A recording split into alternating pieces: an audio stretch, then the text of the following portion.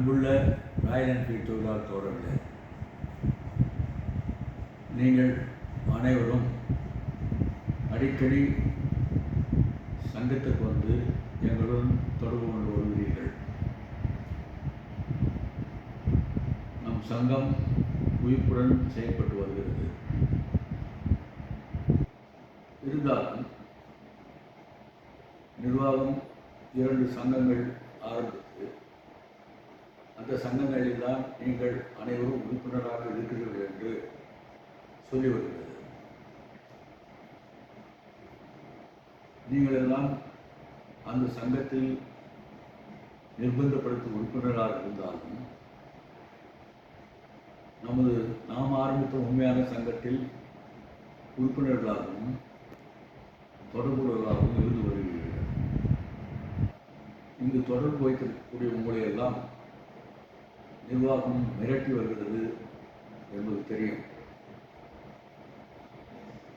உங்களை வெளியூர்களுக்கு மாற்றுவதாகவும் வேலை விட்டு நீக்குவோம் என்றும் வழக்கம் போல் மிரட்டி வருவதை நான் அறிவேன். இதற்கெல்லாம் நீங்கள் அச்சப்பட தேவையில்லை. இது எது வந்தாலும் நம்மால் முறியடிக்க முடியும் என்ற நம்பிக்கையில் நாம் செயல்பட்டுக் கொண்டு வருகிறோம். நிர்வாகம் இப்பொழுது 2000 பேரை தான் நிரந்தரப்படுத்தியிருக்கிறது. மேற்கொண்டு 6000 பேரை நிர்வாகம், பயிற்சியாளர்கள், கான்ட்ராக்ட் தொழிலாளர்கள் என்று பல்வேறு பெயர்களில் குறைந்த சம்பளம் கொடுத்து எல்லா வேலைகளையும் அவர்கள் வாங்கி வருகிறது. சட்டப்படி ஈக்குவல் ரெமுனரேஷன் ஆக்ட் என்ற ஒரு சட்டம் இருக்கிறது.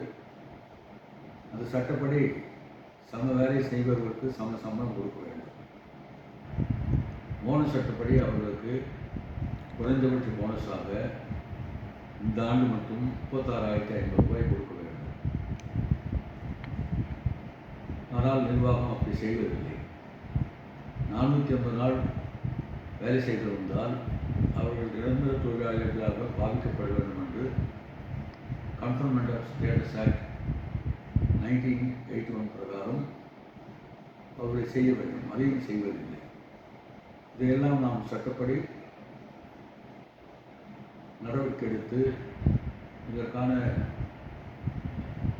வேலை நடவடிக்கையில் நாம் முழுமூச்சாக ஈடுபட இருக்கிறோம் என்பதை நான் தெரிவித்துக் கொள்கிறேன். நான் அடிக்கடி சொல்கிற மாதிரி தீர்வு எப்பொழுது கிடைக்கும் என்பது பற்றி நீங்கள் அவராக இருக்கிறீர்கள். நம் சங்கத்தில் முன்னணியில் இருந்த 5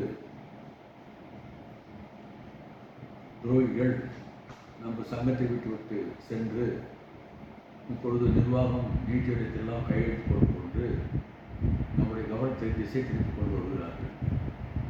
அதையெல்லாம் முறியடித்து நம் சங்கம் செயல்படுகிறது என்று நிலைநாட்டியிருக்கிறோம். இதெல்லாம் ஏற்கனவே உங்களுக்கு நான் தெரியப்படுத்தி இருக்கிறேன். ஒரு நாள் நாம் அனைவரும் ஒன்று கூடி மீண்டும் இந்த பிரச்சனையில் தீர்வு காண அதற்கான நடவடிக்கைகள் நான் எடுப்பேன் என்பதை உங்களுக்கு உறுதியாக தெரியப்படுத்திக் கொள்கிறேன். அதுவரைக்கும் நீங்கள் ஒற்றுமையாக உள்ளுக்குள் செயல்பட வேண்டும். இந்த சங்கம் அந்த சங்கம் என்று இப்பொழுது நாம் பார்க்க வேண்டிய அவசியம் இல்லை. இது ஒரே சங்கமாக ஆகக்கூடிய நாள் நம் சங்கமாக இருக்கும். அதில் நாம் வெற்றி பெறுவோம் என்று கூறி நிறைவு செய்கிறேன். வணக்கம்.